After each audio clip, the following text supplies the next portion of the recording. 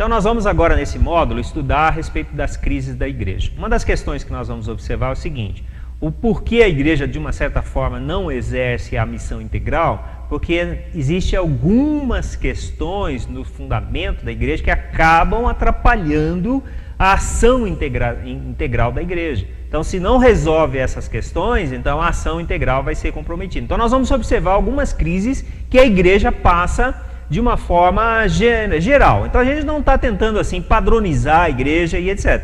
Essas crises, elas podem ser as únicas ou as outras ou etc. É muito complexo esse assunto, mas eu tentei então resumir essas crises em quatro pontos. Então, a igreja, primeiro, ela tem uma crise de modelo.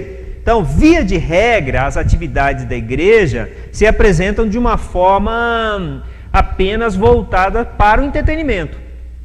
Uma igreja que desenvolveu uma programação para entreter as pessoas domingo à noite ou sábado, seja lá o que for, ela não dá conta. Cada semana você tem que ter um programa novo. Cada semana você tem que ter, é como se fosse um programa de televisão. É circo para o povo. E nós bem sabemos que, essencialmente, você professor, principalmente eu gostaria de destacar isso para você professor, que às vezes você até pode ser um pastor. A ação da igreja ela é uma ação de rotina. A ação da igreja é uma ação onde as coisas têm que se repetir. A cada semana a pregação do evangelho, a cada semana louvor, a cada semana encontro dos irmãos, a cada semana oração, a cada semana jejum e etc. Se você for cada semana trazer um artista, cada semana fazer um culto diferente, isso não tem fim.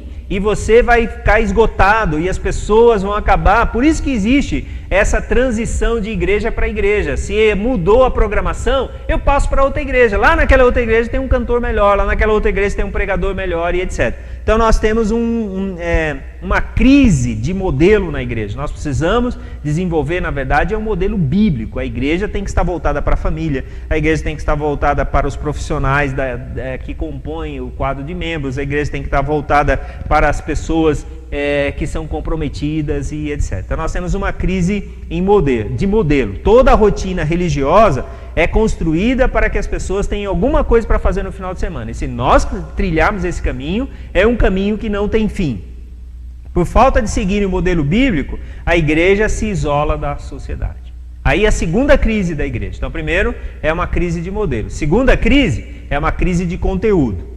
Conteúdo diz respeito às mensagens que são apresentadas nos cultos. A pregação da palavra toma o rumo do entretenimento, da diversão, com piadas, uma fala que agrada ao ouvinte, oferecendo apenas aquilo que ele gosta, não confrontando o pecado. Como diz um pastor conhecido, ele diz o seguinte: se eu pregar contra o pecado, as pessoas me mandam embora da igreja. Não confronta o pecado, não desafiando as pessoas, não tendo apelo missionário. Então a igreja ela tem uma crise séria de conteúdo. As pregações não são pregações bíblicas, a pessoa lê um texto bíblico isolado e apresenta um monte de raciocínio desconexo e etc. Não existe pregação expositiva da Bíblia. Professor, pregue a Bíblia de forma expositiva, ensine os seus alunos a pregar de forma expositiva. Durante o seu curso, você vai ter a oportunidade para ensinar para eles a pregar as verdades da Bíblia. Então nós temos uma crise de modelo, nós temos uma crise de conteúdo, nós temos também uma crise ética.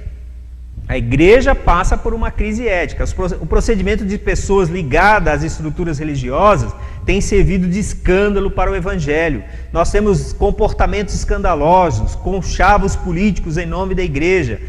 Várias igrejas estão brigando umas com as outras por causa de televisão, por causa de direitos autorais, por causa de horários na televisão. Nós temos as crises denominacionais, a luta pelo poder, a falta de identidade, paternalismo, igrejas onde as famílias são donas das igrejas, conservadorismo, caudilismo. O que é caudilismo? Onde um líder ele não dá espaço para mais ninguém, onde tudo gira em torno dele. Nós temos também compromissos dúbios, nós temos leilão de cargos, se você me apoiar eu te dou esse cargo e etc. Falta de confiança na instituição e desconhecimento das variáveis sociológicas, como o aspecto rural e o aspecto urbano. Numa certa cidade do Brasil, corre-se o boato entre as pessoas de que os crentes não são pessoas de confiança, são desonestos, são interesseiros, estão vendendo a fé. Não é para menos uma constatação dessa quando essa mesma cidade As ofertas podem ser parceladas no cartão de crédito e, se a pessoa desejar, pode dar o dízimo no cartão de crédito também, que ele vai ter um desconto significativo. Então, você vê, nós passamos por uma crise ética muito séria na igreja. Mas imagina chegar ao ponto onde o dízimo pode ser 8%, já não é mais 10%, mas é 8%.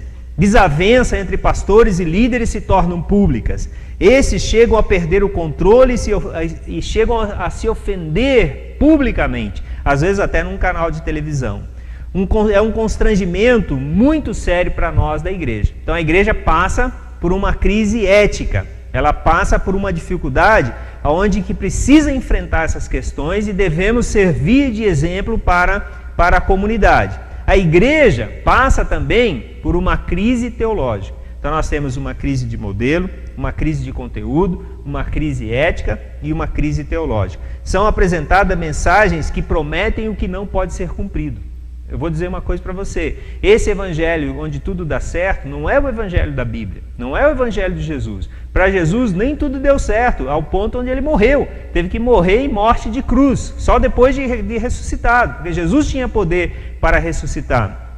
Então nem todos os que vão seguir a Jesus vão ser ricos, nem todos os que vão seguir a Jesus vão ser grandes proprietários e etc. Não existe no evangelho uma prevenção contra o sofrimento. Não existe no Evangelho uma prevenção contra o sofrimento. O Evangelho não apresenta um modelo de vida fácil. Jesus diz assim, se alguém quiser vir após mim, a si mesmo se negue, tome a sua cruz e siga-me. Pois quem quiser salvar a sua vida, perdê-la-á. E quem perder a sua vida por minha causa, esse a salvará. Você vai ver isso lá no livro de Lucas, capítulo 9, versículo 23 e 24. Nós precisamos, irmãos, na verdade... agora vai uma palavra para você, professor, para os membros da sua igreja, para os seus alunos. Nós precisamos deixar de buscar a igreja perfeita. Nós somos a igreja. Nós como crentes, como aqueles que acreditam em Jesus, que compomos a igreja. Então não existe igreja perfeita. Na verdade, nós precisamos assumir compromissos com o grupo que nós fazemos parte. Nós precisamos dar a nossa contribuição, contentar-nos com uma igreja pequena. Às vezes você está numa igreja pequena e fica sonhando com uma igreja grande. A igreja grande é resultado de trabalho, é resultado de evangelização, de dedicação e de compromisso. Não podemos deixar nos seduzir pelas grandes igrejas, que por sua vez até sufocam o trabalho das igrejas pequenas. Uma igreja séria, que anuncie todo o conselho de Deus, deve ser a nossa busca. Uma igreja que atenda a nossa família, uma igreja que integre a nossa família, uma igreja que dê apoio para nossos filhos, uma igreja que esteja engajada no fortalecimento da família. Essa deve ser o nosso ideal. Precisamos ter o compromisso duradouro e firme com a palavra de Deus. Uma das coisas que a igreja ela não pode se isolar, nós precisamos tomar como referência a igreja de Antioquia. A igreja de Antioquia está lá no livro de Atos, capítulo 11, versículo 19, porque é lá onde tudo começou. Então essas crises da igreja, essa crise ética, crise de modelo, crise de conteúdo, crise teológica, as crises denominacionais, como nós vimos, a falta de compromisso das pessoas, o comportamento dos líderes cristãos, tendo desavença uns com os outros publicamente, nós precisamos ter como modelo a igreja de Antioquia. A igreja de Antioquia você vai ver lá em Atos capítulo 11, versículo 19. A igreja de Antioquia era uma igreja transformadora, era uma igreja que apresentava uma proposta de vida para transformar aquela comunidade. A igreja de Antioquia era uma igreja multicultural, era uma igreja onde tinha pessoas de várias culturas, onde tinha vários talentos, onde tinha várias formas de servir a Deus, os dons eram diversos. Também a igreja de Antioquia era uma igreja acolhedora, as pessoas que iam até a igreja eram muito bem recebidas. Como é que você recebe as pessoas que chegam lá na sua igreja? Como é que você trata as pessoas que chegam lá na sua igreja? Como é que você dá as boas-vindas para as pessoas que chegam lá na sua igreja? Também a igreja de Antioquia era uma igreja exemplar. A igreja de Antioquia era uma igreja que servia de modelo e que servia de exemplo para a sua comunidade. A igreja de Antioquia era uma igreja inserida na comunidade, que participava dos problemas da comunidade. A igreja de Antioquia era uma igreja missionária, uma igreja que estava mandando pessoas. Lembre-se, Paulo e Barnabé, eles eram enviados como missionários da igreja de Antioquia. E a igreja de Antioquia era uma igreja generosa, uma igreja mantenedora, uma igreja que investia muito dinheiro no trabalho missionário. Então, à vista dessas crises, em meio a essas crises, nós temos modelos. Nós temos modelos bíblicos que devem ser seguidos. Então, nesse aspecto, é importante você entender de como a igreja deve ter uma ação transformadora para poder fazer frente É esse desconhecimento a respeito da integralidade. Então, quando a igreja ela desenvolve uma ação integral, quando a igreja desenvolve uma ação para alcançar o ser humano todo, a todo tempo, ela consegue combater essas crises que afetam a igreja no dia a dia.